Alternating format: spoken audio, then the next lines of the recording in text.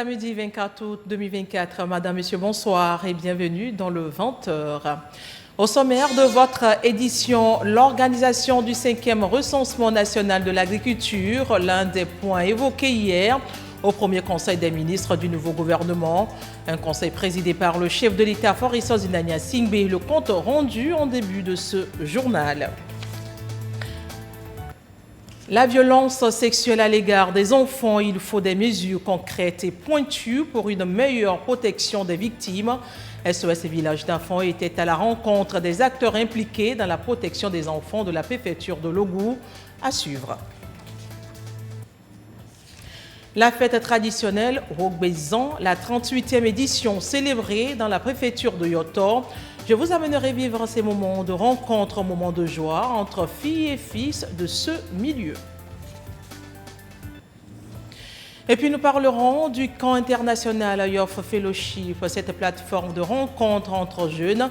L'édition 2024 appelle la jeunesse togolaise au changement de mentalité pour un Togo plus jeune et prospère. C'était les titres et nous ouvrons ce journal par ce premier conseil des ministres du nouveau gouvernement. Le conseil s'est réuni hier sous la présidence du chef de l'État, Faure Zinania Singbe, entre autres sujets au menu de la rencontre, l'organisation du 5e recensement national de l'agriculture RNA 5 afin de disposer de données statistiques actualisées dans le secteur. Le compte rendu du Conseil des ministres, c'est avec Yawa Kuigan, ministre de la Communication des médias et de la Culture, porte-parole du gouvernement. Compte rendu du Conseil des ministres du 23 août 2024. Le Conseil des ministres s'est réuni ce vendredi 23 août 2024 sous la présidence de son Excellence M. Faure Zinania Singbe, président de la République. Le Conseil des ministres a écouté une communication et adopté 5 décrets. Au titre de la communication, le Conseil des ministres a écouté une communication relative au 5e recensement national de l'agriculture RNA 5, présentée par le ministre de l'Agriculture, de l'Hydraulique villageoise et du Développement rural. Le recensement national de l'agriculture permet de collecter et de disposer de données désagrégées nécessaires à une évaluation éclairée et à une planification bien renseignée des projets et réformes mis en œuvre dans le secteur. En 2012, a eu lieu dans notre pays le 4e recensement national de l'agriculture RNA 4, réalisé 2 ans après le 4e recensement général de la population et de l'habitat. Ainsi, après avoir conduit le 5e recensement général de la population et de l'habitat RGPH 5 en 2023, le gouvernement a aussitôt entamé le processus d'organisation du 5e recensement national de l'agriculture RNA 5 afin de disposer de données statistiques actualisées dans le secteur. Un décret portant organisation du recensement national de l'agriculture permettra la mise en place du cadre juridique et institutionnel de la phase opérationnelle du RNA 5. Le recensement national de l'agriculture permettra de poser les bases nécessaires à l'amélioration de la production et de la diffusion de statistiques agricoles indispensables à la conception et au pilotage des politiques de développement. Les membres du gouvernement, les parties prenantes au processus et les populations sont appelés à contribuer à la réussite de cette opération de recensement qui permettra également de collecter des informations fiables pouvant conduire à un rebasage du produit intérieur brut. Le président de la République a instruit le gouvernement de faire un suivi de l'opération et de présenter des points d'étape tout au long du processus du 5e recensement national de l'agriculture qui sera exécuté sur une période de 24 mois. Au titre des décrets, le Conseil des ministres a examiné et adopté 5 décrets de nomination des gouverneurs de région. La proclamation par la Cour suprême des résultats définitifs des élections régionales du 29 avril 2024 a renvoyé les conseillers régionaux élus à leurs fonctions. Pour permettre aux conseils régionaux ainsi constitués de tenir la première réunion de droit et amorcer l'opérationnalisation des régions en tant que collectivités territoriales disposant d'une tutelle, la nomination des gouverneurs de région est nécessaire. Dans le contexte sécuritaire actuel, qui appelle d'une part un renforcement de la présence de l'État et de son autorité, et d'autre part un suivi rapproché et coordonné de la mise en œuvre des politiques publiques et projets de développement, le président de la République, conformément aux dispositions de l'article 28 de la loi du 8 janvier 2007 portant organisation de l'administration territoriale déconcentrée, a nommé les gouverneurs de région. Ainsi, M. Acha-Deji Afo est nommé gouverneur de la région des Savanes. Le général de brigade Adjitoou Komlan est nommé gouverneur de la région de la Kara. Le général de brigade Maganawe Dadja est nommé gouverneur de la région des Plateaux. Monsieur Babbieg Taïrou est nommé gouverneur de la région maritime. Madame Kassa Traoré Zouréatou est nommée gouverneur du district autonome du Grand Lomé. Fait à Lomé le 23 août 2024, le Conseil des ministres. Le nouveau gouvernement était face aux députés à l'Assemblée nationale au point 1 de leur agenda, la déclaration de la politique générale du gouvernement et des communications. Ainsi s'ouvre la deuxième session extraordinaire de l'année en cours. Le résumé des travaux, c'est avec Marie-Ange Bida. Les députés de la première législature de la Ve République ont écourté leurs vacances parlementaires, convoquées pour cette deuxième session extraordinaire de cette année 2024. Une session à laquelle prennent part les membres du nouveau gouvernement conduit par la chef du gouvernement, Victoire Tomega-Dogbe, venue présenter à l'Assemblée nationale la déclaration de la politique générale du gouvernement.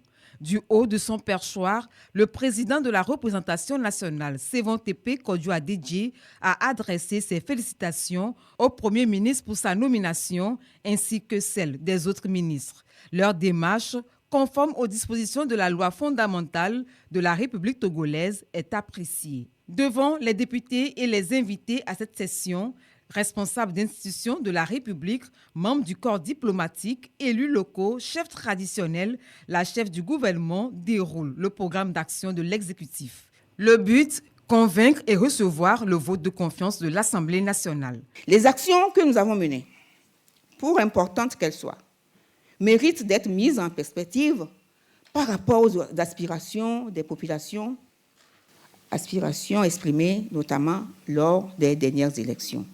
Et pour l'achèvement de la feuille de route gouvernementale 2025, nous poursuivrons les chantiers que nous avons entamés avec un accent plus renforcé sur le développement humain, la protection sociale et l'insertion professionnelle. Le gouvernement continuera de déployer le programme d'urgence et de renforcement de la résilience de la sécurité des communautés, le PURS. Une attention particulière sera toujours accordée aux questions sécuritaires et de défense. La digitalisation de la vie socio-économique continuera d'être un levier accélérateur de nos actions. Le projet d'identification biométrique des personnes physiques et la mise en place du registre social des personnes et des ménages seront poursuivis parce qu'il nous faut vraiment un meilleur ciblage des populations pour une bonne prise en charge. Le programme de construction, réhabilitation des formations sanitaires et de renforcement du plateau technique sera poursuivi. Il sera couplé avec l'extension progressive de l'assurance maladie universelle. Le gouvernement s'attellera dans ce sens à construire et à équiper environ 80 nouvelles formations sanitaires qui vont s'ajouter aux 200 déjà terminées et à achever la construction des hôpitaux mères et enfants. D'ici la fin de cette année, nous allons réceptionner les 5 hôpitaux mères et enfants. L'école et l'apprentissage restent notre priorité pour l'avenir de notre jeunesse, avec des progrès à consolider. Nous allons nous attacher à la poursuite des chantiers en cours, notamment la construction des salles de classe additionnelles, des infrastructures universitaires, ainsi que 2 IFAD supplémentaires sur les métiers de l'élevage et de l'aquaculture, respectivement à Vétornou et à Gomegloso. Les recrutements et la formation des enseignants et des professionnels de santé se poursuivront dans les 2 secteurs, éducation et santé, avec une attention particulière sur l'amélioration constante de la qualité des services. La déclaration de politique générale du gouvernement validée, les députés comptent s'assurer qu'il soit exécuté comme il se doit pour le bien des populations.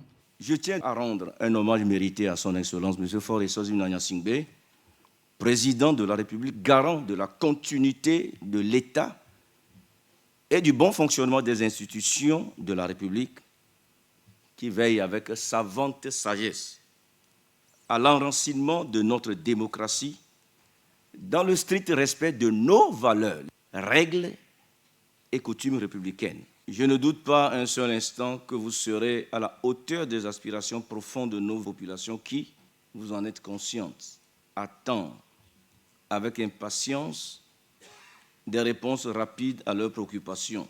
Je voudrais vous assurer que la représentation nationale, tout en restant dans une posture lui permettant de jouer sans complaisance son rôle régalien de contrôle de l'action du gouvernement, vous accompagnera dans la mise en œuvre de votre politique générale du gouvernement dans un esprit patriotique. Cependant, ne vous méprenez pas. Conformément à leur mission, les élus du peuple seront bien regardants sur toutes les actions et tous les projets de votre gouvernement dont dépendent le bien-être individuel et collectif de nos concitoyens, la stabilité politique et le développement économique et social de notre pays. Au cours de cette session extraordinaire, les députés ont également écouté les communications relatives à la déclaration de constitution du groupe des députés UNIR, dénommé Groupe parlementaire Union pour la République, composé de tous les députés du parti UNIR à l'Assemblée nationale. Les 2 députés non inscrits du parti Alliance des démocrates pour le développement intégral ADI ont déclaré appartenir à l'opposition. Et je vous l'annoncer en titre, plus les enfants vieillissent, plus ils sont en contact avec les personnes à l'extérieur du cercle familial, ce qui les rend plus vulnérables. Il n'est donc pas surprenant de constater qu'il y a davantage de victimes d'abus sexuels chez les enfants. Le sujet est au cœur d'une rencontre initiée par SOS Village d'enfants à Takmami. On en parle avec Sylvain Abdou. C'est un phénomène récurrent dans les communautés. L'abus et l'exploitation sexuelle des enfants. Depuis un certain temps, on constate que beaucoup de filles, surtout de jeunes enfants, sont exploitées sexuellement. Il y a des violences, des incestes également, incestes, des violences qui sont sexuelles perpétrées par un proche parent sur son enfant mineur. Depuis avant-hier, nous étions informés d'une victime et on a intervenu. Et au niveau des écoles, je crois que c'est un peu récurrent. Même au niveau des apprentissages, même dans la ville, nous sommes toujours interpellés. Depuis plusieurs années, SOS Village d'enfants mène un combat contre ce phénomène à travers l'intensification de la lutte contre l'exploitation sexuelle des enfants.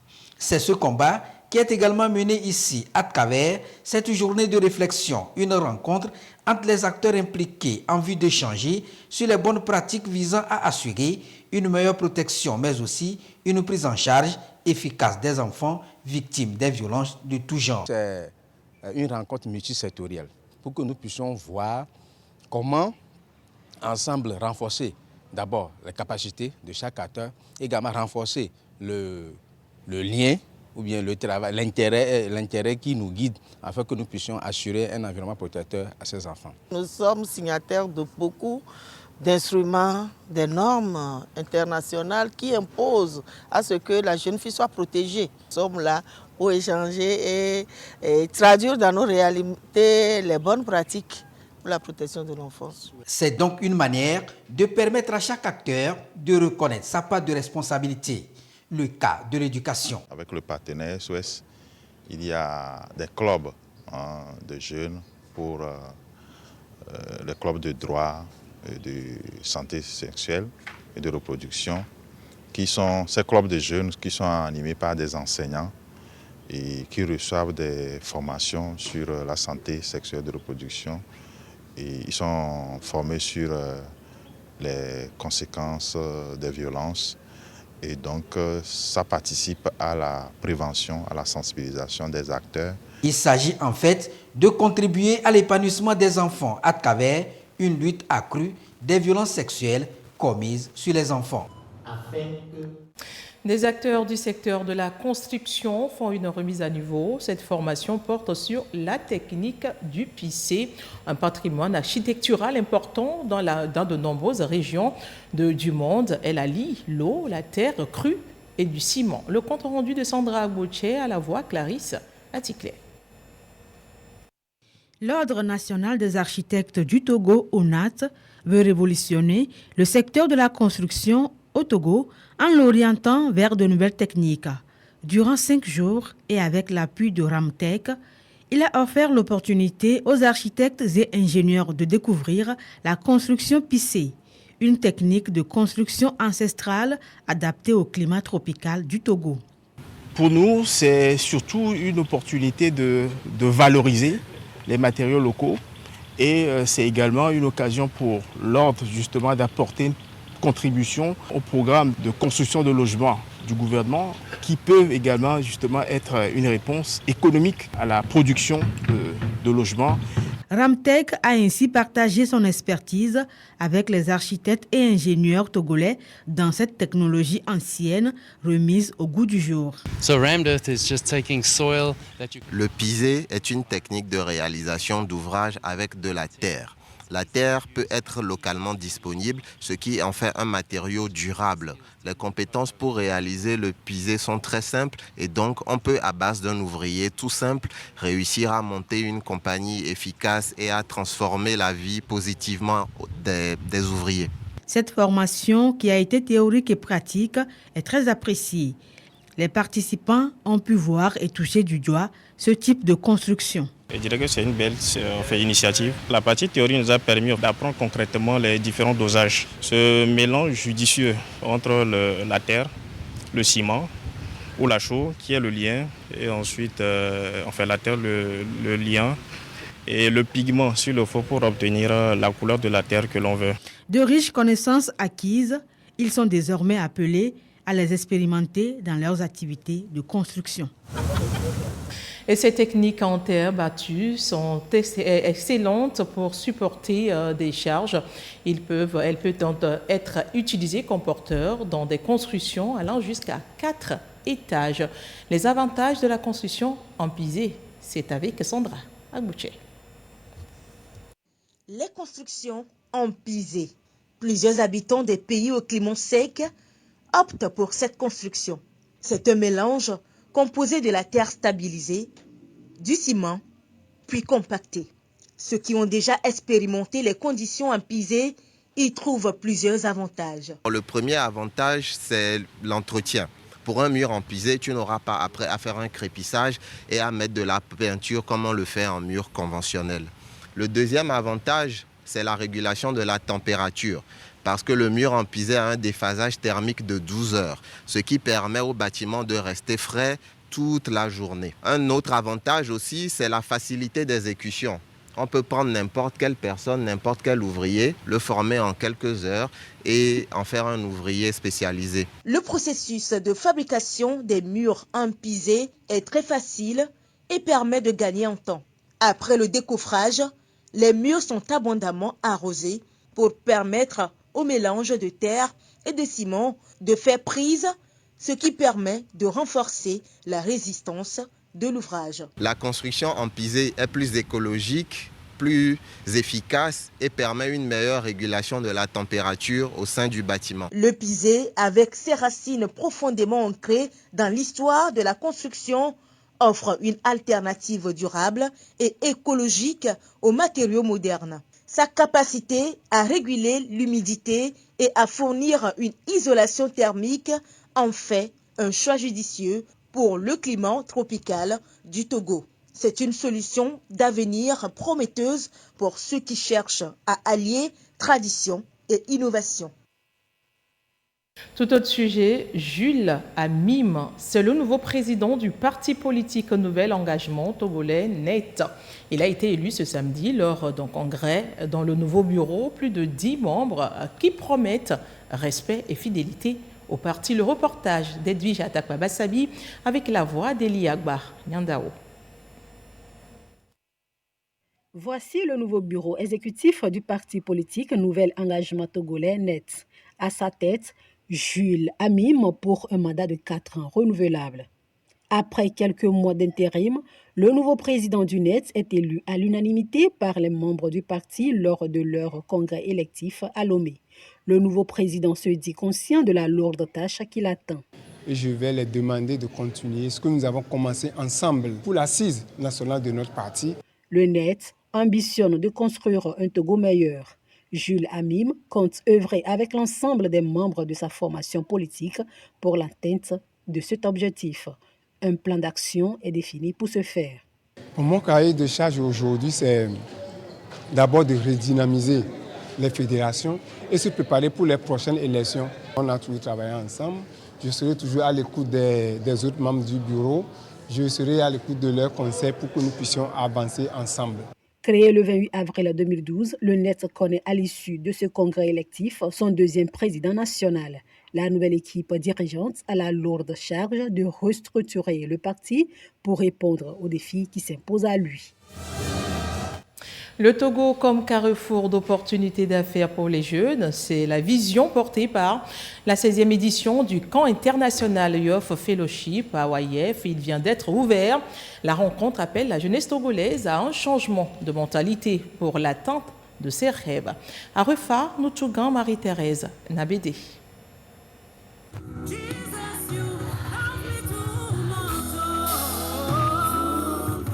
Et c'est parti pour la 16e édition du camp international Youth Fellowship IYF.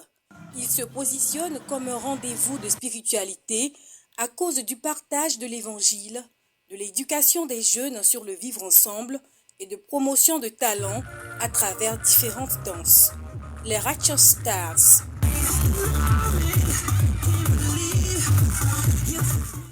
Safari danse.